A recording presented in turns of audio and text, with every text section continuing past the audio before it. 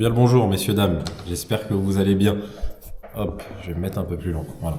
Alors, je vous fais cette petite intro au bureau. Je vais vous tourner. J'ai rendez-vous juste après avec un artisan, un partenaire avec qui on bosse, qui est bien plus d'être un artisan qu'un artisan, c'est un chef d'entreprise, qui est partenaire avec nous, avec qui on travaille sur des chantiers un petit peu partout en France. Je vais tourner une visio là juste après, normalement qui était destinée aux membres de l'académie pour le mettre en relation avec les personnes de notre académie qui souhaitent réaliser des travaux. Mais je me suis dit que ça pourrait être pertinent de vous mettre certains passages là qui vont arriver et de pouvoir le diffuser aussi sur YouTube. Encore une fois, pour apporter de la valeur. J'ai pas pour l'instant sur ma chaîne, j'ai pas mis de vidéo avec des artisans en l'occurrence. Et je sais bien que la partie travaux c'est une grosse partie, et que vous qui regardez cette vidéo, toi qui regardes cette vidéo, tu as sûrement peut-être eu des déconvenus, des galères. Et moi je crois qu'on en a tous eu, hein. Honnêtement, quand je repense à ma première maison, oh là là, les pentes de la douche, enfin bref, trop de galères. Là, on n'est pas sur n'importe quel artisan, on est sur vraiment une personne qui a structuré une société qui fonctionne très bien, bien organisée, qui est lui-même investisseur également, et ça change tout. Parce qu'avoir un artisan qui peut nous conseiller sur des matériaux, etc., parce qu'il comprend notre activité, franchement, ça n'a pas de prix. Donc ouais, moi si je l'avais connu plus tôt, Dieu sait que j'aurais gagné. Il m'aurait fait économiser du temps et beaucoup d'argent. Bon, voilà, petite intro. Je vais vous laisser avec l'interview directement, c'est sur Google Meet, et moi je vous reprendrai à la fin de cette vidéo. Ciao, ciao. Ça marche. Bah écoute, donc si je me présente assez rapidement, moi je suis dans le bâtiment depuis une vingtaine d'années. J'ai été dans un premier temps, je te fais l'historique global pour que tu aies vraiment l'avancée des choses et comment est-ce qu'on a évolué au niveau de ce qu'on propose. Ouais. Initialement, on était donc associés, j'étais associé avec d'autres personnes, et c'est important parce que je vais t'expliquer plus tard pourquoi j'ai décidé d'être seul. J'étais associé avec d'autres personnes, et on était dans le cycle de construction de maisons individuelles ou petits immeubles. Et dans un deuxième temps, on a rajouté la partie rénovation pour avoir la boucle complète. Ça marchait pas mal, aucun souci. Ma difficulté à moi, c'était la vision de ce qu'on proposait aux clients. Et en l'occurrence, à l'époque, on faisait une grosse partie de sous-traitance, et j'avais le ressenti de ne pas pouvoir assumer ma parole auprès des clients avec cet intermédiaire qui venait se rajouter dans le cycle d'accompagnement, ou en tous les cas dans le cycle des travaux. Ce qui fait qu'au bout d'un moment, en fait, avec des choix et des orientations, j'ai décidé de me séparer de mes associés, de partir sur une structure seule. Donc, je suis unique patron de ma société, avec comme philosophie, avant de rentrer dans le détail de ce que je fais, d'avoir internalisé l'ensemble des corps de métier pour avoir vraiment la main sur ce qu'on propose, une réelle capacité d'ajustement, et puis surtout un timing et un délai sur le chantier qui sont respectés hors situation particulière. Mais à ce moment-là, on en discute sans problème avec les clients. Donc, il n'y a pas de souci. Voilà. On est passé donc de construction de maisons individuelles, petits immeubles, à construction de maisons individuelles seules, et bien évidemment rénovation qui a enchaîné. Et puis, au moment où la crise un petit peu des matériaux est arrivée, et puis le Covid, les gens étaient un peu plus frileux à construire, et ça m'a amené à faire un virage d'un point de vue professionnel, et d'aller vers de la rénovation, parce que là, par contre, les gens avaient besoin de rénovation. Et puis aller petit à petit, et ça c'est par rapport à mon vécu personnel d'investisseur, aller vers de la rénovation premium pour de la courte durée, justement, entre autres. Alors, on a encore un petit peu d'RP, mais de résidence principale, mais on est globalement à 90% sur de la courte durée. Ah ouais, d'accord. Ok, 90%. Ouais, quasiment 90% aujourd'hui de courte durée. Ou en tous les cas de biens d'investisseurs. C'est soit de l'immeuble de rapport, et des fois, bon, il y a de la longue durée, mais en général, après avoir analysé le marché, ils tentent le coup de la courte durée parce que c'est vraiment intéressant. D'accord. Voilà. Donc, on est sur rénovation premium, rénovation atypique aussi. J'aime beaucoup, moi, l'esthétique, j'aime beaucoup les choses un peu particulières. Donc c'est aussi parce que ça m'intéressait, et que ça m'excitait bien de faire ce genre de choses. On a attendu aller vers ça. Voilà. Globalement, après, plus structurellement, on est une boîte qui travaille sur 100% du territoire français. J'ai à peu près 80 collaborateurs, ça fluctue un peu dans le bâtiment, mais on va dire autour de 80 collaborateurs. un siège qui est dans le 91 en région parisienne. Des chantiers actuellement, je dois peut-être en avoir 30 ou 40 en même temps, qui passent de Carcassonne, Albi, Dax, Bordeaux, Lyon, le nord avec les Hauts-de-France, la Normandie, et puis on va jusqu'à l'est avec Colmar, Metz, et bien sûr la région parisienne. Donc on a une capacité de déploiement sur toute la France. Voilà, je suis aussi RGE, labellisé, donc c'est important parce que ça permet à certains clients d'obtenir des aides. Et puis, c'est aussi gage de contrôle, puisque maintenant, on est audité sur nos chantiers pour avoir le label. Et nous, on est depuis au moins 6 ou 7 ans, je ne sais plus les dates, mais 6 ou 7 ans RGE. Pour tout ce qui est isolation, en fait, je me suis concentré sur les choses qui étaient vraiment utilisables par les clients. Tout ce qui est isolation, donc intérieur, extérieur, ce qui est sous plancher, sous rampant et en terrasse, en toiture terrasse. Et puis tout ce qui est ouvrant, donc toutes les menuiseries, portes, fenêtres, volets, où on a la labellisation RGE qui nous rend responsables et garants de l'environnement. Ok. Voilà. Ok. Cette structure-là que tu as là actuellement, elle est ouverte depuis quand? Elle est ouverte depuis, là, je pense qu'on va faire peut-être, je dis pas de bêtises parce qu'on est vraiment la tête dans le boulot, je crois que ça va être l'année du 10e anniversaire, si je dis pas de bêtises, mais peut-être 9 ou 10 là. Faudrait que... Okay. Question, moi, qui me vient à Ariles, parce qu'on me la pose souvent, celle-là. Tu sais, quand je dis, il peut gérer toute la France, ils me disent, mais attends, mais comment il fonctionne? Est-ce que tu peux nous toucher 2 mots par rapport à ça? Oui, bien sûr. Alors, par rapport à ça, donc, on a bien évidemment progressé au fur et à mesure. Et en fait, je ne me suis pas réveillé un matin en disant, je vais couvrir toute la France et je vais faire ça sur toute la France. On a vraiment été progressivement. Au début, j'étais exclusivement en région parisienne, comme 80% des boîtes là, qui sont autour de moi. Et puis, on m'a proposé un chantier à l'extérieur. J'ai eu l'opportunité, je l'ai saisi. Et petit à petit, on a construit des process par rapport à ça, puisqu'on a grandi de manière progressive. Globalement, on a un organigramme où je suis à la tête, bien sûr. Derrière, on a un pôle administratif. On a, je pourrais te le présenter d'ailleurs, on a une structure qui est liée à la superviser les chantiers. Et puis, derrière se déclinent des rôles qui sont importants et qu'on respecte vraiment parce que c'est ça qui va nous permettre d'aller loin sans difficulté d'organisation. On a les chefs de chantier, les chefs de secteur, les chefs d'équipe et ensuite on a les employés lambda avec les différents corps de métier. Okay. On part tous de la région parisienne, d'accord ? Et on va, quand je dis tous, c'est-à-dire mes employés, ils partent tous de la région parisienne et on va sur site. Alors, en fonction de la zone, donc on leur trouve un endroit où s'installer. Et donc, il y a cette hiérarchie de postes qui permet un contrôle et surtout une collaboration, parce que maintenant, on est au-delà du contrôle, mais une collaboration qui nous permet de travailler. Okay. Ça, c'est pour la structure employée. Et puis après, d'un point de vue matériaux, on est bien évidemment partenaire de la plateforme, de Point P, et puis des différents magasins Ouais, exactement. Et donc, on est capable, nous, depuis Paris, de négocier tous les prix partout et d'être affrété, on va dire, en priorité, parce qu'on a un gros client, partout où on travaille. D'accord. OK. Tu me disais, donc tu nous as dit que tu as tout internalisé, c'est-à-dire qu'aujourd'hui, tu peux fournir vraiment tout type de prestations, de la piscine, des finitions, tout. Tout. C'est-à-dire que là, si je te cite des chantiers comme ça, on a livré il y a quelques semaines un chantier à Monaco, donc avec maison complètement rénovée, piscine.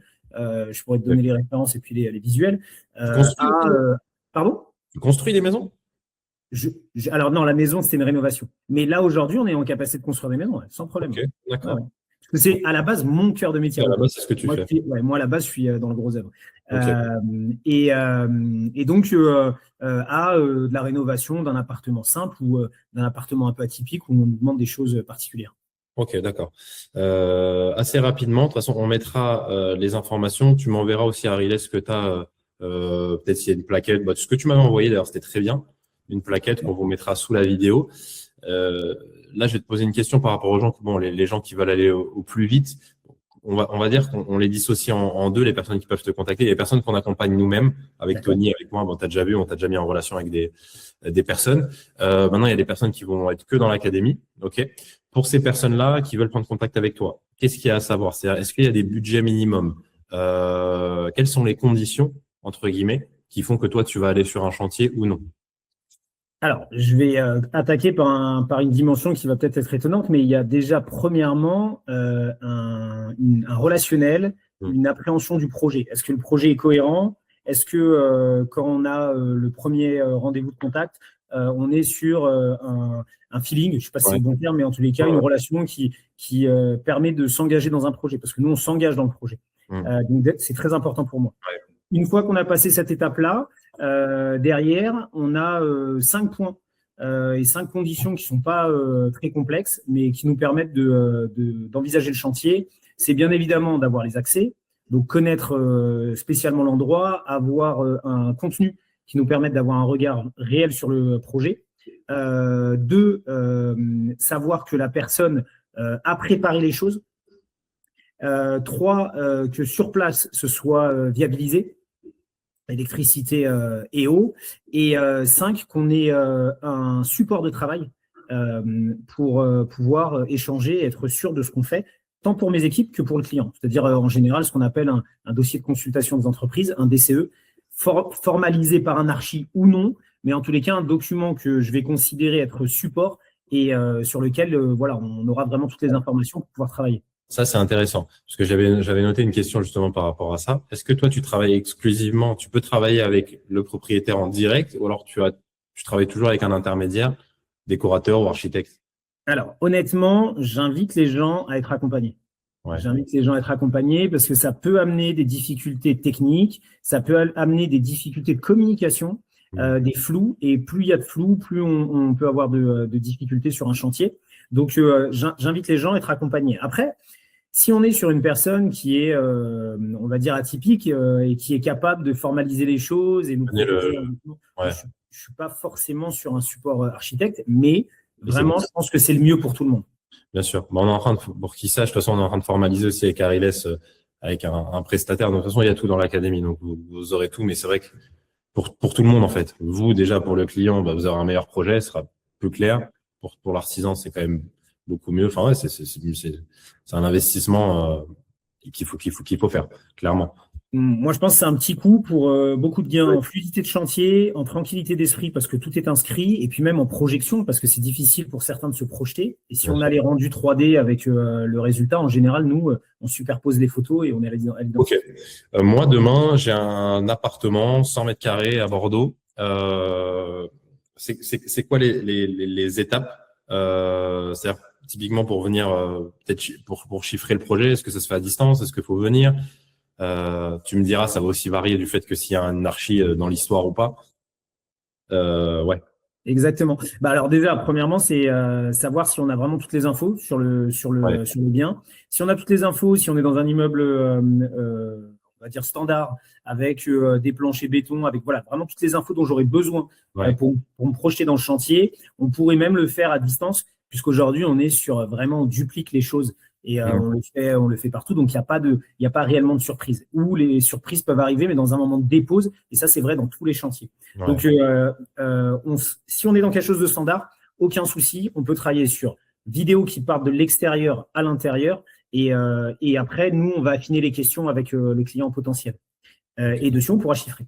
Si par contre on est sur quelque chose de particulier, une ancienne bâtisse, avec des questions structurelles, avec une expertise dont on aurait besoin pour valider certains points, ouverture de murs porteurs ou non, voilà ce genre de choses, bien évidemment un déplacement sera nécessaire. Et là, soit avec l'appui d'un architecte, soit en envoyant un de mes employés ou moi sur place. Là, en l'occurrence Bordeaux, j'ai des chantiers à Bordeaux, donc ça serait assez simple d'envoyer un de mes employés pour venir contrôler le chantier et me faire un retour en direct. Ok. Je compte combien de temps à peu près à Ariles? Bon, je sais que c'est des questions généralistes et que ça dépend des chantiers, mais demain, j'ai une petite maison à rénover. Je prends contact avec toi. Je compte combien de temps, grosso modo, une fourchette pour avoir un devis? Pour avoir un devis, on va dire une grosse quinzaine. Une grosse quinzaine. Ça dépend un petit peu du moment. Ça dépend de la difficulté à analyser le bien. Donc, il y aura peut-être un petit aller-retour pour avoir des confirmations. Donc, il faut compter une grosse quinzaine pour avoir un devis. Ok. C'est vrai que rapidement, tu nous as dit que toi, t'investissais. Oui. Tu peux nous toucher 2 mots, toi, sur ce que tu as mis en place, les investissements que tu as pu faire?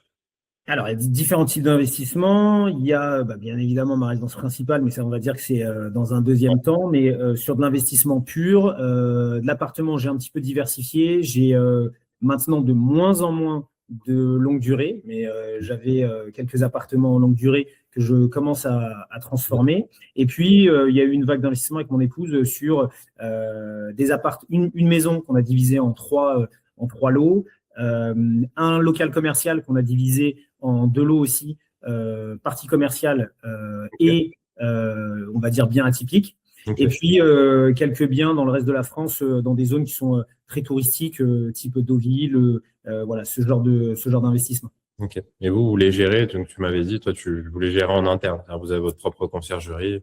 Exactement. Donc, nous, dans la continuité de notre besoin, vu qu'on investissait, on s'est rendu compte qu'on avait besoin d'être bien encadré, bien accompagné. Donc, on a construit notre conciergerie. Ouais, ok. Bon, j'avais préparé quelques questions. On va essayer de pas être trop chiant. J'ai pas envie de faire un truc chiant. Je t'ai mis les red flags un petit peu, Ariles. Est-ce que tu as des conseils à donner? Parce que c'est vrai que nous, les clients vont majoritairement acheter des biens à rénover intégralement. Est-ce qu'il y a vraiment des red flags ou des choses, vraiment des erreurs que tu vois assez fréquentes?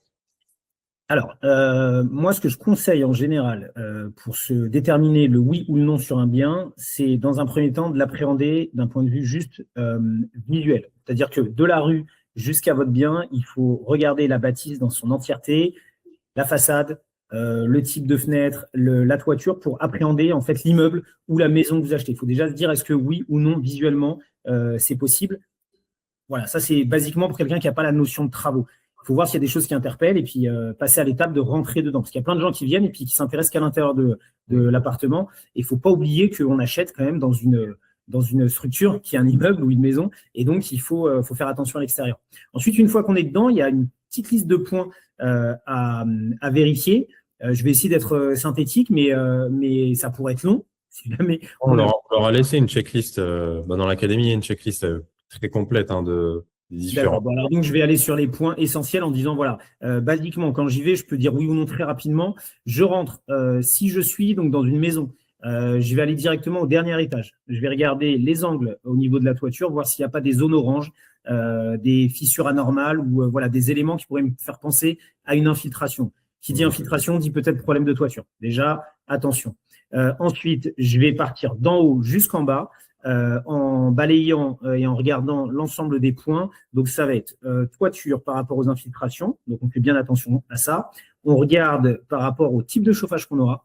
Est-ce qu'on aura besoin de changer de chauffage? Donc, est-ce que c'est un chauffage collectif ou pas dans un immeuble? Parce que ça va impliquer, est-ce que je peux bouger les radiateurs ou pas? Ou en tous les cas, il faudra une demande, il faudra purger l'ensemble de l'immeuble pour pouvoir travailler ou travailler avec des techniques un peu particulières, mais ça crée des problématiques. L'aspect général, est-ce que c'est isolé ou pas? Donc, on va regarder déjà le DPE, mais aussi on peut regarder dans la maison comment est-ce que c'est agencé. Ouais. Et puis, le type de plancher, super important. Est-ce que j'ai un plancher bois, plancher béton? Parce que c'est vraiment différent d'un point de vue structurel et de ce que je vais pouvoir faire dans l'appartement. Et le dernier point qui est important, c'est l'électricité. En général, nous, sur une réno, on repart à zéro, on refait une installation complète. Malgré tout, dans certains cas, quand l'installation est bonne, c'est important de le savoir et de faire cette économie-là. Donc, on regarde le type de prise, ça nous permet de voir s'il y a la terre ou pas. Et puis, dans la continuité, le tableau, pour voir si c'est vraiment un vieux tableau ou quelque chose de récent. Voilà. Sans être spécialiste, en balayant tous ces points, on a vu quasiment l'ensemble des points qui pourraient être vus dans un immeuble. Ça, c'est intéressant. Est-ce que tu peux me toucher 2 mots sur on était avec Ariles la fin de semaine dernière avec un client qu'on accompagne, Kevin, et tu me disais qu'effectivement, avec toi, tes outils, tu pouvais, avec le DPE actuel, regarder qu'est-ce qu'il fallait mettre en place pour avoir telle ou telle note. C'est ça? Oui, c'est ça, exactement. Quand on est RGE, en fait, on a accès à un logiciel qui est proche de celui des cabinets d'expertise qui permet de définir le DPE. Donc, nous, ce qu'on fait, c'est qu'on prend le DPE existant ou les informations sur place, ou des fois, il n'existe pas, quand on est, par exemple, sur un local commercial ou ce genre de choses. Et on rentre toutes les infos dans notre logiciel et ça nous permet de bouger le curseur sur le type de travaux et l'évaluation du bien qui va ressortir. Donc, c'est bien. Pourquoi? Parce que ça permet de peut-être faire des choix sur les travaux quand l'enveloppe travaux, bien évidemment, n'est pas extensible. Et donc, avoir des travaux qui sont efficaces pour faire évoluer le DPE. T'en penses quoi, Ariles, des règles là, tu sais, de chiffrage? On parle de 500 € le mètre carré, rénovation partielle, 1 000 € rénovation totale. Alors, moi, voilà, je t'ai souri parce que moi, je trouve ça complètement inadapté. Et en fait, c'est comme si que on partait sur on ne sait pas de quoi on part et vers où on va et on peut donner un chemin. Donc, c'est impossible en fait. Ouais. Donc, c'est bien évidemment quelque chose qui peut se faire au plus. C'est-à-dire, on peut se dire, bon, si je mets 2 000 € du mètre, c'est sûr que ça passe, ou en tous les cas, a priori, ça va passer. Mais par contre, au moins, je le déconseille à tout le monde. Ceux qui vous disent, ah bah, c'est juste une petite rénovation rapide, donc on va le faire à 600, 800 € du mètre. Enfin, en tous les cas, moi, je ne peux pas fonctionner comme ça. Et chaque projet a besoin quand même d'une étude sérieuse pour pouvoir avoir un chiffrage précis. Ok, très clair. Par rapport à tout ce qui est balnéo, jacuzzi, nous, on a souvent deux. Bah, tu sais que nous, dans notre activité, c'est ce qui fait on va dire, c'est l'élément différenciant. Balnéo ou jacuzzi ou en dur, on va dire un petit bassin. Quelles sont les conditions pour pouvoir mettre ça en place déjà dans un logement? Petite pause rapide dans la vidéo. Sache qu'on a mis en place plusieurs programmes pour toi qui rendront clairement impossible le fait que tu n'aies pas des résultats de dingue avec ton prochain logement. Une académie complète avec des shopping lists, des études de cas de nos logements. Également une communauté de dingue parce que comme je dis souvent, on avance tous ensemble, on est tous dans le même bateau. On va pouvoir se retrouver lors d'événements en live et en physique. Et troisièmement, un réseau de professionnels parce qu'un projet, ça se mène pas à bien tout seul, que ce soit des artisans, des courtiers en financement, des avocats, des sociétés de ménage, des photographes.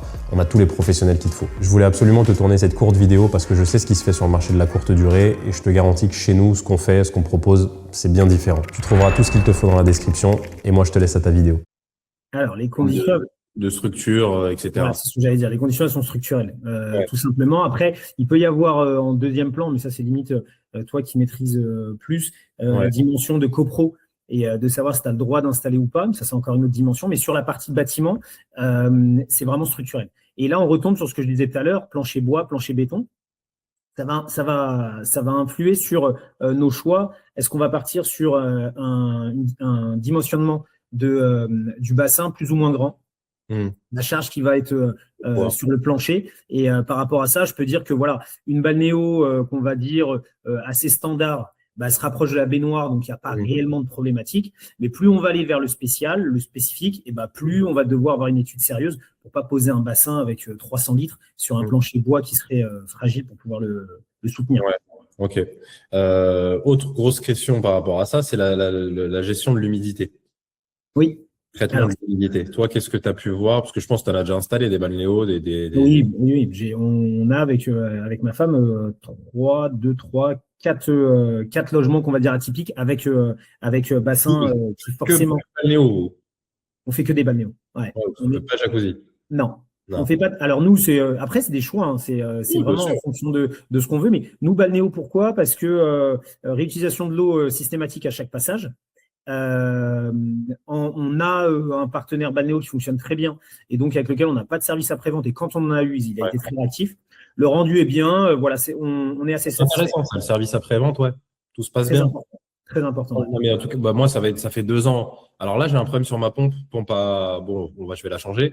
Mais sinon, aucun problème. Toi, de ton côté, non plus. Il faut avoir un produit qui est suivi, une marque solide, qui existe depuis un moment pour pouvoir se dire, voilà, si demain j'ai besoin de pièces, si dans 3-4 ans j'ai besoin de pièces, je suis pas obligé de changer ma balnéo complète. C'est important. Ouais. Non, nous, pas de problème de SAV. On en a eu très peu et quand on en a eu, très rapide, réactif et puis ça s'est réglé rapidement. C'est important parce que ça joue sur la rentabilité du bien après, sur le nombre de nuitées. Donc je disais oui, l'humidité. L'humidité, il y a 2 phénomènes. Alors c'est bizarre parce qu'il y en a un qui n'est pas lié directement à l'installation, mais à la manière dont on utilise la balnéo.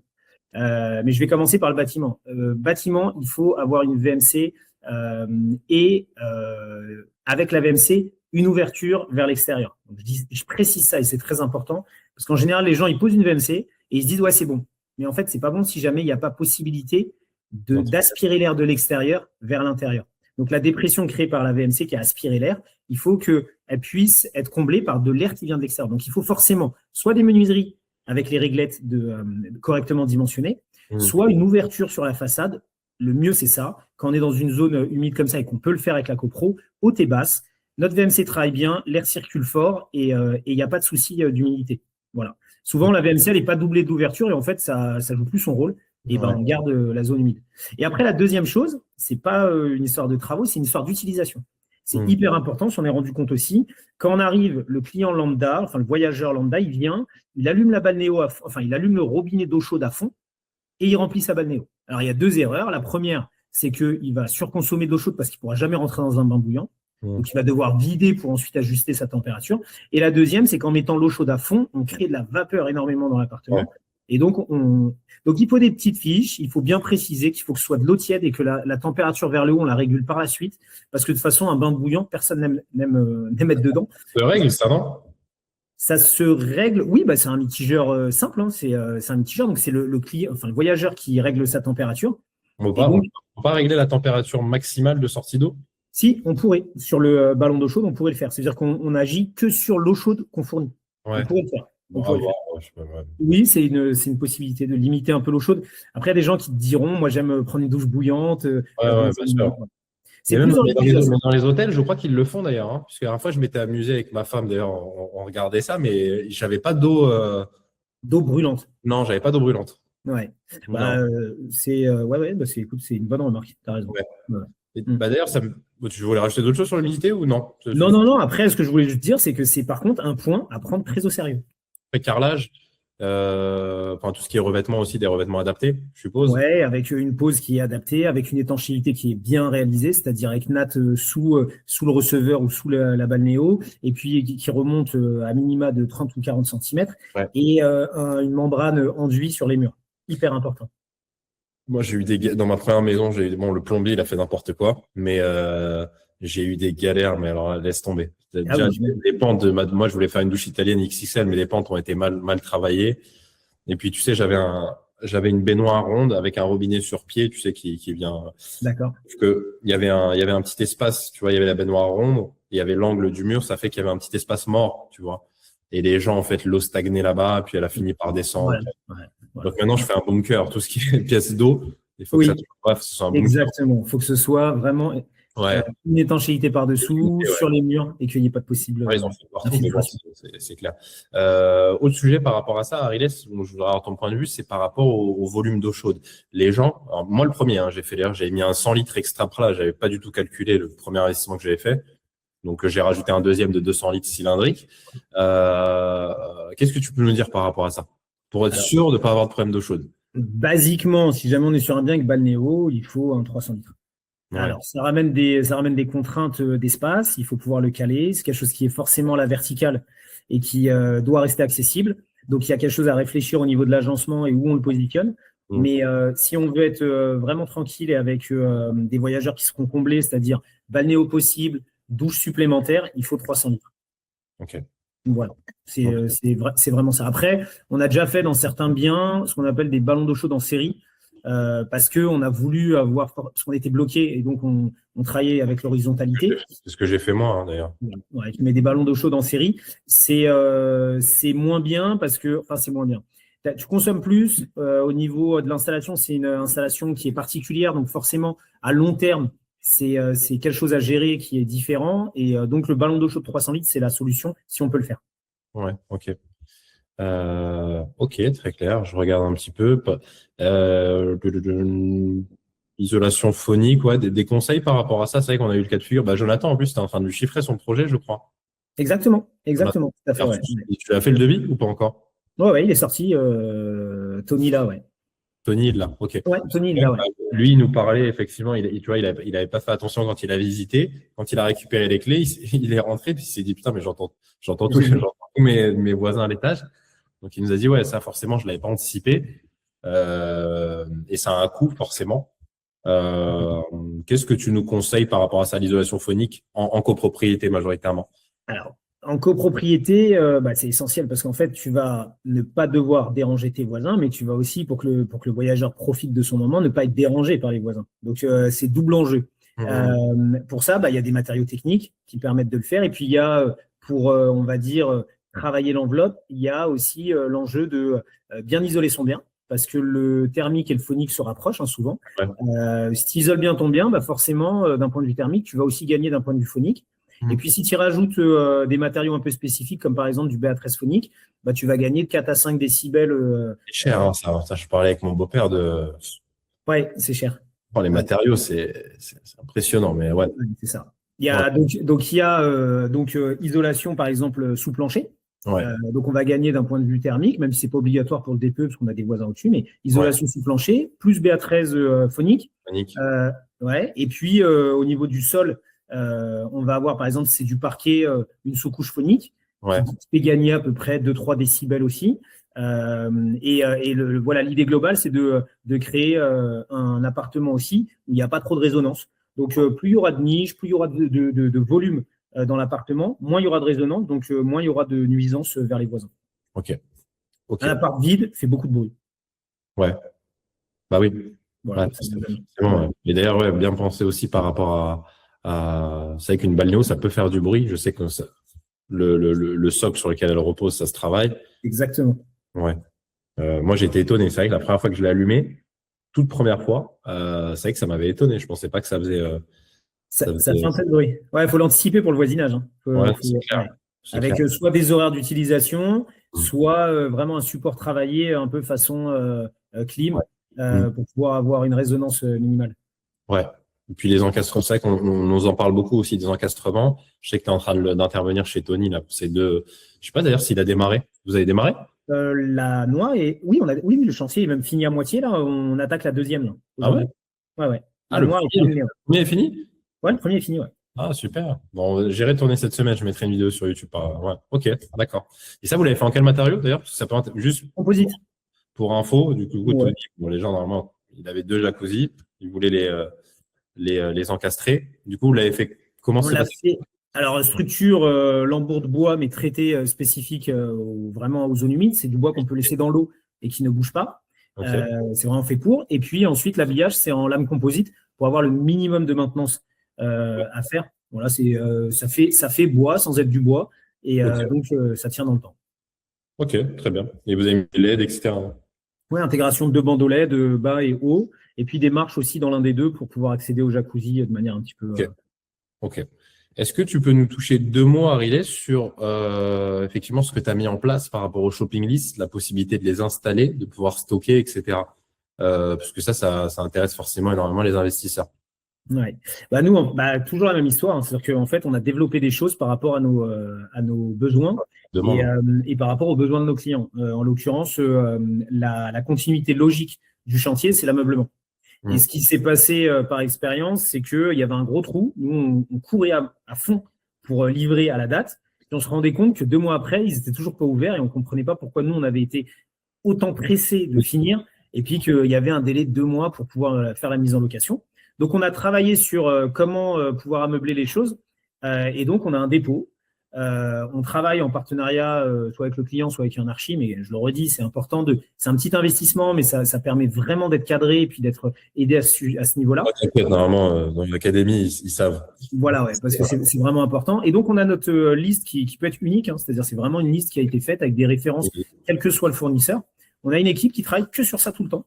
On achète, on stocke, on vérifie, on étiquette et on le fait avant la fin du chantier. De manière à ce que quand le chantier se termine, il y ait le ménage qui soit fait, la livraison physique du chantier, et le lendemain ou surlendemain, on arrive avec les camions, on pose l'ensemble, on monte les meubles, on met toute la déco en place, jusque même les points d'utilisation type couvert, vraiment prêts à louer, et on s'occupe aussi d'évacuer tous les déchets en déchetterie. Super. Ouais, bon, ça c'est beau. Et comment c'est quoi? C'est un pourcentage, c'est ça, du montant de l'aménagement? Exactement. Ouais, c'est ça. Donc il y a en fonction de la fourchette de prix de la shopping list, il y a soit quelque chose de forfaitaire, soit un pourcentage quand on commence à arriver à des shopping lists qui sont importantes du prix de la shopping list. Super. Ouais, ça vaut de l'or. Ce service-là, il est. Ça, c'est quelque chose qui est vraiment décisif. Ouais. Zone d'intervention. Est-ce qu'il y a un budget minimum de travaux à Ariles pour faire appel à vos services? Alors, ce qui me guide, c'est ce que je t'ai dit tout à l'heure, c'est vraiment le projet. Le projet. Ouais. Moi, j'ai pas vraiment de. Alors, bien évidemment, si on me dit c'est pour faire une petite salle de bain 3 000 € à Nice, ça sera pas. Voilà, j'inviterai à aller vers un confrère. Mais si on est sur un projet cohérent, quel que soit l'endroit, on y va. Ok. Est-ce qu'il y a déjà, toi, tu as réalisé quand même pas mal de chantiers. Est-ce qu'il y a déjà je sais pas, des chantiers qui t'ont marqué, des revêtements? Moi, j'ai mis des choses qui ont vraiment, tu comprends ce dont on recherche, nous, en tant qu'investisseurs, des astuces, des trucs design où tu t'es dit, c'est pertinent. Ouais, Ouais. c'est sympa. Ouais. Alors, bon, je vais être dans du basique, mais qui permet de ne pas être trop dans un excès de prix, mais Ouais. qui rend vraiment de manière sympa, parce que c'est pas fait souvent. C'est de la niche ou du coffrage, Niche. on va dire, mais avec un travail qui permet de rajouter du relief au coffrage avec des papiers peints sur mesure. Je t'avais parlé d'un chantier qu'on avait fait. Alors, je suis désolé, je vais couper. Voilà. Je t'avais parlé d'un chantier qu'on avait fait où on était sur le thème un petit peu de la Lune, des planètes. Et donc, on a fait un travail de niche qui pourrait paraître simple, mais qui rend vraiment de manière spectaculaire avec un papier peint sur mesure, avec la Lune donc en fond, une prise de relief avec le coffrage, un bandeau LED pour mettre le côté chaud de la Lune, et puis une finition en plexi qui fait que vraiment on a l'impression que c'est une fenêtre vers la Lune. Et c'est super sympa. Et puis, dans le même chantier, on avait mis aussi un papier peint sur mesure sur tout le plafond avec des étoiles. Donc, c'était un ciel étoilé.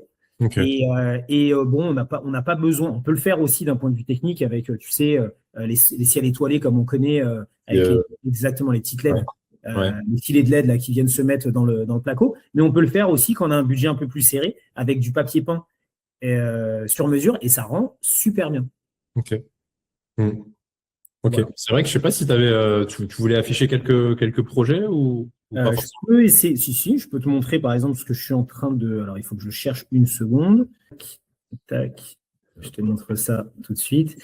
Je vais te montrer ce dont je t'ai parlé par rapport à la pièce qui avait un rapport avec la Lune, enfin la thématique de la Lune. Et puis dans ce même bien qui est un bien typique, on avait une cave tu sais, en cave voûtée, Ouais. tout en briques. Ouais. Et basiquement, c'est dans le nord. Hein. Ce projet-là, il a Douai dans le nord. C'est le demi-nord, on va dire. Et c'était de la brique rouge. Donc, on a retraité tout le jointement alors, hop, là, je vais pouvoir partager. Ouais, les caves, c'est super. C'est quelque chose qui fait mais vraiment la diff. Voilà. Là, on peut en faire un espace détente, on peut faire pas mal de choses, une salle cinéma. Là, on peut faire Oui. très sympa. Ouais, exactement. Tu peux vraiment faire des choses qui sont vraiment sympas. Et là, en l'occurrence, on a travaillé tout le jointement pour donner un aspect, tu sais, noir et profond. Et alors, hop, j'y suis et je te partage. J'ai pris un peu de temps. Je suis désolé, j'ai pas de Mac. Non, mais ouais, savoir qu'Ariles n'aime pas Apple. Voilà, exactement. J'aime pas Apple. Il n'aime pas Apple. J'aime pas Apple. Je suis Chacun ses goûts. Exactement. Là, ça me fait penser que Jonathan, il me disait que effectivement, il est en train de voir pour reprendre une cave sous son logement pour y installer les ballons. Je ne sais pas si tu étais informé de ça. Si, j'ai eu cette info-là. Hop, voilà. C'est un client qu'on accompagne, pareil, qui n'est pas passé par notre décoratrice.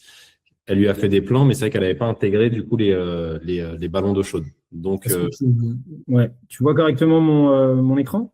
je vois, tu peux zoomer. Bien sûr. Ouais, super, on voit bien. Voilà. Donc là, par exemple, tu vois, c'est une cave voûtée. Tu vois mon curseur ou pas? Ouais, je le vois très bien. Ouais, très bien. Eh ben, écoute, c'est une cave voûtée vraiment d'époque, tout en briques rouges avec le jointement qui était complètement mort. Donc, on a regratté tout le jointement. On l'a refait pour justement traiter parce que ça allait être une zone humide. On a racheté une balnéo, double douche avec double accès au fond.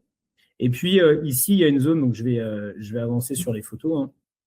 Ici, il y a une zone qui, hop, excuse-moi, voilà, j'avance, voilà. Et ici, il y a une zone pareil, coffrage LED avec des étagères, une table de massage. Bon, je peux zoomer? Ouais, bien sûr. Je te passe le côté balançoire qui est ici. Voilà. Donc, beau. C'est super sympa. Ouais, super sympa. Beau. Tu vois, on a tout carrelé. Tout est carrelé. Je te dis, avec une peinture spécifique humidité pour pouvoir justement avoir cet effet-là. Ouais. Je te montre un petit peu le bien là dont je te parlais avec. Donc ça, c'est le même ou c'est le même? Non, c'est le même. Celui-là, c'est un bien qui est sur Airbnb, donc qui est trouvable. Donc c'est un client. C'est un client, c'est pas moi. Ah ouais, c'est un client. C'est beau. Ouais, c'est sympa. Tu vois l'effet là dont je te parlais, il est là. Donc la finition, elle est en plexi. On a l'impression d'avoir un hublot qui donne sur la Lune. Et puis l'effet étoilé, il est là. Avec toujours de la niche, tu vois, c'est quelque chose qui basiquement permet quand même hein. d'avoir vraiment un rendu. Regarde, je te montre ça. Voilà. Ok, On avait ici ouvert trois Velux, justement pour vraiment donner la possibilité de vraiment voir le ciel la nuit, ou de le fermer la journée quand on veut dormir ou être dans le noir. Mais quand tu regardes, tout est fait jusqu'à la shopping list pour rappeler les planètes. ouais. Là, tu as l'effet lune, là, tu vois, qui est là. T'arriverais, donc ça, c'est un. T'as les chiffres en tête de ce pour après, peut-être c'est confidentiel, hein, tu me diras. Oh, non, il n'y a rien de confidentiel, mais là, on était globalement, si je dis pas de bêtises, on était sur le client avait acheté, lui, il avait acheté l'immeuble. Donc, on ne parle pas de la partie IMO. Ouais. Il a acheté l'immeuble. Au rez-de-chaussée, il y avait un magasin de musique Ok. et la cave. Donc, c'était ça, en fait, la zone dans laquelle je suis intervenu. Et ce magasin de musique, on l'a coupé en deux. Côté façade, rue, donc avec des fenêtres, on a fait un T3. Je vais peut-être te le trouver aussi, un T3. Et côté arrière, donc où il y avait plus de fenêtres, on a fait cette chambre-là qui a accès à la cave. Donc cette chambre-là, c'est, on va dire, c'est un bien atypique avec la chambre, cuisine, salle de bain. Et puis quand tu descends au rez-de-chaussée, Salle de bain là? Ouais, il y a une salle de bain qui est, je vais te montrer. Il y a une douche en bas, non? Ouais, il y a double douche. Mais en fait, là, regarde, elle est là, regarde, je vais te la montrer. C'est en fait, là, ici, cette porte-là, elle donne dans une salle de bain WC. D'accord. Donc, tu as la salle de bain sur ton espace de vie, tu as une petite cuisine là. Voilà. Et tu as en dessous le sous-sol qui est, on va dire, l'espace plaisir. Avec la balnéo, malgré tout la douche, parce qu'on peut passer, comme tout est carrelé, tu peux passer de la balnéo à la douche sans vraiment faire attention à l'eau. Et puis une zone de massage, tantra, je sais pas comment on peut appeler ça, mais voilà. Ça, c'est des types de produits avec sous-sol comme ça, c'est très intéressant. Ça marche, ça marche. Ça marche vraiment. Vraiment, c'est quelque chose. Lui. Ouais, lui, il doit. Regarde, tu as le coin repas qui est là. Avec, ça, tu vois, on retombe sur la shopping list. Ouais. Et ça, c'est important parce que quand tu regardes, c'est une table avec tu vois, un gain d'espace. Oui. Parce que tu as les chaises qui sont intégrées sous la table. Et en fait, bon, on va pas se mentir. L'objectif n'est pas forcément d'aller manger là-bas. Mais voilà, mais tu as ta petite table, tu peux t'installer tranquillement. Voilà, Il y a des choses que j'aurais fait différemment. Mais bon, après, je ne l'ai pas accompagné. Mais Moi, je suis d'accord avec toi. Là, par exemple, en l'occurrence, c'est joli, hein, c'est joli. Il y a des petites choses qu'on peut améliorer. Mais c'est vraiment un super rendu. Et il doit cartonner, lui. Et c'est ce que j'allais te dire. Et j'ai des nouvelles du client. Il cartonne. Très content. Ouais. Donc ça, t'arriverais à nous donner une fourchette? Oui, je te dis. Alors, donc, je te disais, on était sur la transformation complète du bien. C'est-à-dire que tu crées un T3 complet avec donc salon, 2 chambres, salle de bain. Ah oui, d'accord. Ok, T3 plus, tu comptes les deux projets. Okay. Ouais, exactement. On est aux alentours de 190 000 euros, 200 000 euros. De travaux? Ouais, de travaux. Travaux, tout compris, quoi. De travaux, tout compris, ouais. Donc, pour la balnéo, etc. Tout. D'accord. Ouais. Ouais, mais c'est pas n'importe quel. Ah non, c'est pas. Bon. Alors, c'est pas n'importe quel investissement, mais par contre. Non, je veux dire, c'est pas n'importe quel produit, parce que le produit fini avec juste le sous-sol, je me rends compte du travail qui a dû être fait. Exactement. Ah, oui. Parce que pour t'expliquer, le sous-sol, il est en dessous du niveau des collecteurs de l'eau, des eaux usées.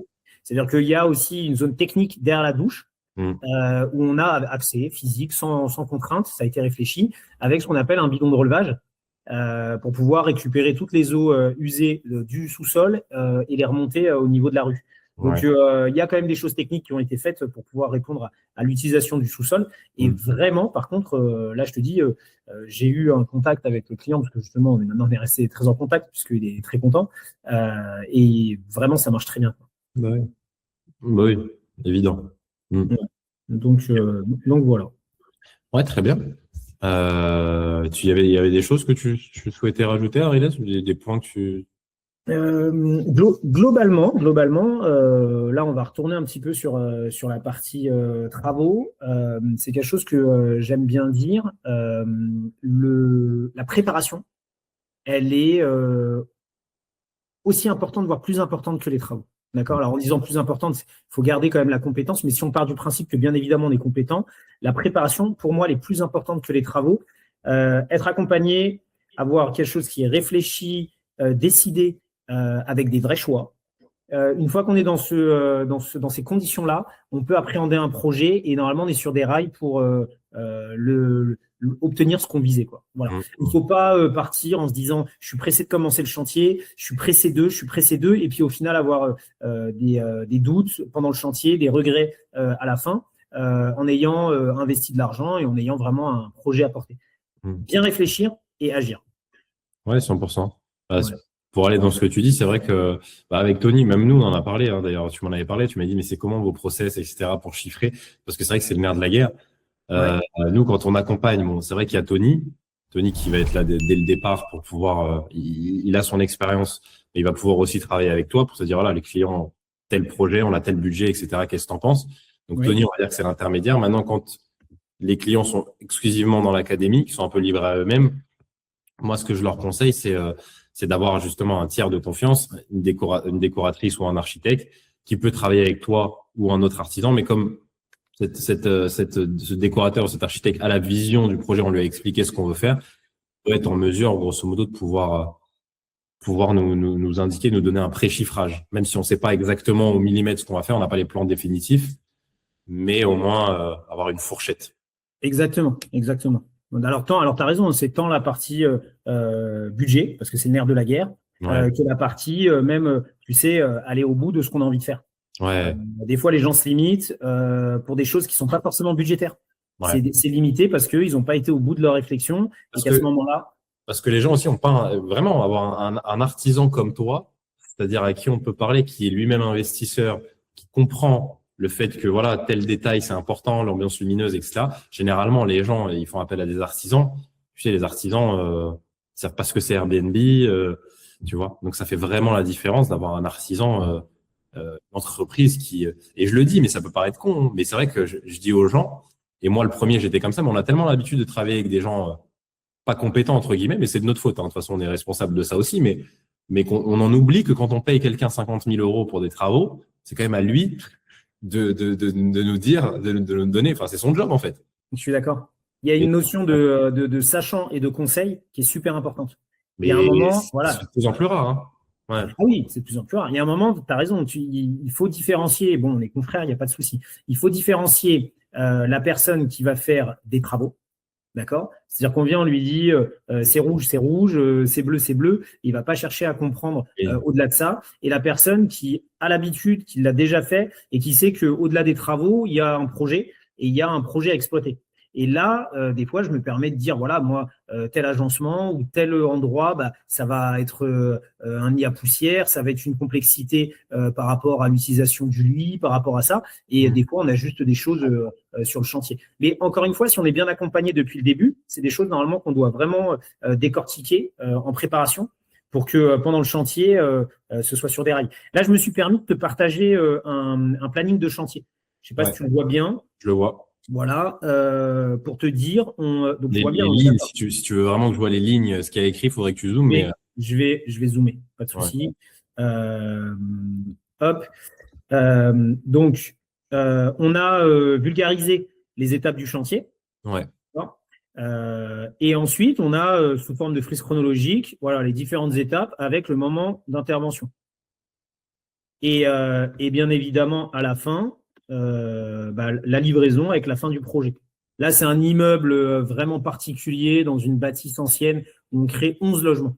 Donc, tu vois, ça dure 45 semaines. Mais c'est pour dire que, voilà, comment on accompagne. C'est-à-dire qu'à partir du moment où on bosse ensemble, où on est vraiment sur le projet ensemble, on a aussi ce fil là qui est très important du timing. C'est vraiment, moi, je trouve essentiel. Et en l'occurrence, en étant moi-même sur des investissements, moi, par exemple, la première chose qui m'intéresse, c'est de savoir à partir de quand je vais pouvoir exploiter, parce que bien évidemment, on a des enjeux financiers et ça se comprend. Et donc, il faut que ce soit carré. Alors moi, j'ai tendance à toujours, que ce soit dans l'investissement, être au plus pessimiste possible. Donc, le planning qu'on fournit, c'est le planning, allez, le terme n'est pas beau, mais c'est au pire du pire. Comme ça, il n'y a pas de mauvaise surprise, il n'y a que des bonnes surprises. Si on finit plus tôt, c'est génial. Et voilà. Et donc, on fonctionne de cette manière-là avec, tu vois, préparation du chantier, logistique, démolition. Tu as les différents corps de métier, donc électrique, plomberie. Tu as une vulgarisation de définition avec l'agencement, le revêtement de sol et ainsi de suite. Et puis, nous, on a toujours cette quatrième étape qui est voilà, vérification shopping list, je sais pas si tu vois bien, mais vérification shopping list, commande, traitement sur site, et ainsi de suite. Et donc, on arrive au bout du chantier, et là, tu vois bien que ça se superpose, parce qu'on a des dépôts. On achète tout, et c'est stocké chez nous, au dépôt. Et ensuite, on a une phase d'ameublement là, qui est là, sur la dernière phase, pour une livraison. Voilà. Super. Et alors, dernière chose, j'ai oublié de t'en parler. Quand on est sur un chantier ensemble, bien évidemment, on a un retour hyper régulier pendant le chantier grâce à des groupes WhatsApp qui sont créés. Moi, je trouve ça essentiel aussi. Quand on fait un investissement, par exemple, à Bordeaux et qu'on habite à Paris, c'est sûr qu'on ne peut pas aller à Bordeaux toutes les semaines. Donc, l'idée, nous, c'est qu'une fois, allez, on va dire 8, 10 maximum, à chaque étape clé, on fait un roman photo. Et vous avez sur votre groupe WhatsApp un ensemble de photos, de vidéos et puis d'explications de ce qui se passe sur le chantier. Et je trouve ça essentiel. Comment tu appelles ça, un roman photo? Ouais, c'est un roman photo. Ouais. Voilà, okay. On suit l'histoire et tu as tes photos et tes vidéos pour argumenter ce qu'on écrit sur l'histoire du chantier. Ce que tu me montrais la dernière fois. Ouais, c'est ça. Exactement. Voilà. Okay. Par rapport au suivi. Ok. Tu veux que je te montre aussi, que je te montre ça? Vas-y. Tac. Donc, quand tu regardes, là, si tu vois mon écran, j'ai tapé chantier donc en recherche. Et donc là, on tombe sur tous les chantiers qu'on a. On va prendre un chantier, je ne sais pas au hasard, voilà, ici. À Montreuil. Ouais, à Montreuil, exactement. Donc, j'ai pas. Si, je les ai téléchargés les photos. Je veux dire, moi, je ne suis pas forcément tous les chantiers à la virgule. Mais en tous les cas, on a le compte-rendu de chantier, les photos. Voilà, avec les différents éléments qui se passent dans son chantier. Et comme ça, le client, il peut voir l'avancée de son chantier direct. Arilès, raconte-nous rapidement je ne sais pas si tu as des photos ce dont tu me parlais, le dégât des eaux là. Le dégât des eaux, est-ce que tu peux me redire? Je ne me souviens plus. Le dégât des eaux qu'il y a eu là, vous aviez terminé la livraison et il y a eu un dégât des eaux sur eux. Non, mais qui voit aussi que toi aussi tu as des imprévus. Des fois ça arrive, il y a des imprévus qu'on assume. Là, le client, il n'a même pas été embêté ni rien. On a enchaîné. Je vais juste trouver. Attends. Alors, hop, voilà.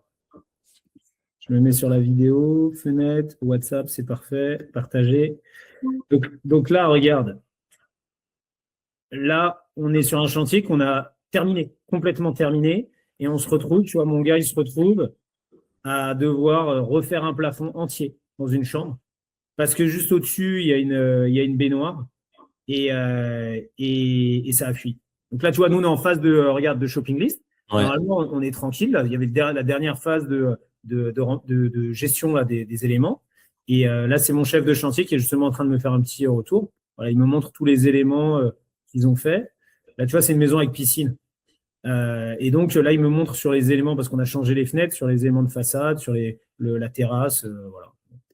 Mais sur ce chantier-là, vraiment, gros problème. Et surtout, si jamais tu comprends le stress à ce moment-là, c'est vraiment éprouvant parce qu'on a fini et on se retrouve. Je suis en train de te partager les amendes. Ouais, mais ça, c'est les France. de chantier. Ah, c'est la France. Ils leur envoient les amendes de tous les gars. Bon, je ne retrouve pas exactement, mais en tous les cas. Non, mais ok. En tous les cas, tu finis le chantier, tu as un gros coup de stress parce que tu as sur une fuite, un dégât des eaux qui arrive, tu es obligé d'assumer, de tout refaire. Mais on le fait et puis ça a été livré en temps et en heure et le client était content. Mais d'ailleurs, il y a une expression que j'adore. Et c'est pour ça que souvent, je le dis à mes clients quand on fait le groupe WhatsApp. Bon, il y a plein de gens qui me disent « Oui, mais il n'y a pas de souci, on vous fait confiance, tout ça. » Et la phrase que j'adore, c'est « La confiance n'exclut pas le contrôle. » Et franchement, moi, j'adore qu'on me contrôle. Parce que, pourquoi? Parce que déjà, de 1, ça nous permet de rester toujours vigilant quoi qu'il arrive. Ça nous aide à rester vigilant. Et de 2, ça montre aussi notre implication parce qu'on est vraiment impliqué dans ce qu'on fait. Super. Ouais, super, je pense qu'on a fait le tour. Qu'est-ce que t'en dis? J'ai été long, peut-être, Camille. Hein? J'ai été long, mais tu sais, on peut en parler des heures. Moi, c'est ma passion. 1 heure. 1 heure, c'est pas très long. Non, bien. Bien sûr, il y a tellement de choses à dire. Déjà, la dernière fois, on a commencé à parler. Si on commence à parler, nous, on ne va pas s'arrêter. Exactement. Ouais. Non, mais c'était Dans toutes les dimensions d'ailleurs. Moi, tu sais, il y a plein de gens qui m'ont dit, et puis, tu sais, quand j'avais une équipe marketing avec moi, que je développais cette société-là, tu sais, eux, ils prenaient un pourcentage de mon chiffre d'affaires. Ces petits malins-là. Et donc, eux, en fait, ils s'en foutaient que moi, j'ai des résultats clients. Ce qu'ils voulaient, c'est qu'il y a un maximum de clients qui rentrent, tu vois. Et ils me disaient, comme ils avaient des commerciaux qui appelaient des clients, ils me disaient, putain, mais tout le monde nous parle des travaux, etc. En fait, le vrai point de problème qui nous empêche de vendre des formations, etc., c'est les travaux. Et ils me disaient, il faut qu'on ait un artisan, truc. Je leur disais, mais ça marche pas comme ça. Un artisan, tu vois, je vais pas m'engager dans des trucs à mettre en relation, tu vois. Et il y a eu tellement de… Enfin, tu as dû entendre parler, mais sur ce marché-là, des autres entreprises qui ont fait des affiliations avec des formateurs, etc., qui sont partis, qui n'ont jamais livré les… Et c'est vrai que j'avais mis ça de côté, moi, pendant bien longtemps. Puis Tony, quand il arrive, en fait, ça s'est fait naturellement. Plus d'expérience que moi dans les travaux. Et puis, au final, tu m'as envoyé un message sur Instagram, je crois. Oui, c'est ça. Tu m'as envoyé tes plaquettes. Camille, pour reprendre l'historique, je t'ai envoyé un message en follower. Hein. Parce que moi, j'aimais bien ce que tu faisais. Ouais. C'est pas c'est une rencontre plus qu'un démarchage ou quoi que ce soit, parce qu'on échangeait sur moi en tant qu'investisseur sur les biens atypiques. Après, les choses se font bien et puis ça se met en place. Mais oui, tu as raison. C'est la pierre angulaire de tout ça, c'est le conseil et les travaux. Et si l'un des deux est défaillant, bah, le projet il peut pas fonctionner. Enfin, en tout cas, il peut pas voir le jour. Donc, on va dire la symbiose de ces deux choses, elle est essentielle pour la personne, pour l'investisseur. Bien sûr. On a de toute façon cette dimension. Nous, on parle pas que des travaux quand on se vend, on se comprend sur beaucoup d'aspects. Et on a des clients. Après, ça, c'est un autre sujet. Si je rentre là-dedans, ça va être très long, mais on a des clients, c'est vrai, qui ont déjà, je vais dire, des soucis personnels à régler avant de pouvoir mener à bien un projet, parce qu'un projet, c'est une aventure. Et nous, on a des clients, on sait, on va pas les recommander à toi. Et on voit des clients qui sont venus avec nous, ils nous ont expliqué leur expérience dans l'immobilier, que des problèmes. Ouais. Que des problèmes. Et d'autres personnes qui ont réalisé leur projet sans accroc. Je pense à Quentin, un client qu'on a déjà accompagné. Ce gars-là connaît toujours rien aux travaux. Il m'a dit, écoute Camille, je te fais confiance, vas-y, gère tout. Et puis voilà, on l'a mis en relation avec les prestataires et comme sur des roulettes, tu vois. Il a son Airbnb, il est exceptionnel. Et qu'est-ce qui différencie ces deux types de profils-là? En réalité, c'est l'aspect plus personnel, c'est-à-dire comment je me sens, comment je me comporte. D'un côté, je vais être qu'avec des prestataires catastrophiques, et d'un autre côté, nous, avec Tony, on déroule et ça se passe bien. On a des bonnes femmes de ménage, on en parlait. Tous les prestataires, ils se passent bien. Et il y a des prestataires comme toi qui existent dans le bâtiment, et il y en a d'autres qui sont catastrophiques, tu vois. Dans tous les métiers, il y a du bon et du moins bon. Mais tout part de soi. Mais pour aller dans ton sens, ça rentrait dans la dimension préparation, tout à l'heure quand je disais préparation. C'est-à-dire qu'il faut être préparé à tout. Faut se préparer soi, il faut préparer techniquement le chantier, il faut préparer la façon dont tu appréhendes le projet. Une fois que tout est aligné, tu peux y aller. Il n'y a pas de souci. Et à ce moment-là, tu seras accompagné des bonnes personnes parce que si toi, tu es complètement aligné, si tu as fait les bons choix et tu sais ce que tu veux, tu sais très bien si ça va le faire ou pas avec comme toi, les clients qui t'appellent, tu le sais. Tu parles 5 minutes avec la personne, tu sais, ce projet, ça va être super. Et un autre, genre, moi, ça m'intéresse même pas. Puis quand les personnes sont vraiment hésitantes, que tu sens qu'elles se cherchent, qu'elles sont pas dans une démarche convaincue, mais qu'elles le font parce que c'est la mode ou parce qu'on lui a dit qu'il fallait le faire ou parce que voilà, il y a plein de raisons différentes. Et s'ils sont pas encore prêts, tu sais très bien que pour lui comme pour toi, tu risques d'aller dans une situation qui à un moment va être compliquée à gérer. Donc on s'évite toujours les problèmes dans la vie. Ouais, c'est important. Yes, du coup je vous reprends. La vidéo est terminée. J'espère déjà que ça vous a plu. On a fait un truc, je voulais pas faire un format non plus trop chiant, hein, clairement. J'avais préparé pas mal de questions. Là j'ai pu recenser un petit peu les points de blocage que moi j'ai pu rencontrer, que des clients aussi ont rencontré. J'espère qu'en tout cas que la vidéo vous a plu. Pour toutes les personnes qui souhaitent nous rejoindre, qui ont un projet, n'hésitez pas, vous prenez un lien, vous avez un appel, c'est avec moi ou avec Tony. On peut discuter tranquillement de vos projets. Nous, on continue d'avancer, on continue de vous poster pas mal de vidéos. Là, en cette début d'année, on est motivé, on voit que on a des super retombées parce que, comme je vous dis, on prend les appels personnellement, on discute avec vous de vos projets et il y a des projets super sympas qui vont voir le jour et potentiellement que si vous nous rejoignez, vous aurez la possibilité de travailler avec du coup Ariles que vous avez pu voir dans cette vidéo. Sur ce, je vous souhaite une belle journée, belle soirée, bon week-end, bonne semaine et je vous dis à très vite sur la chaîne. Ciao.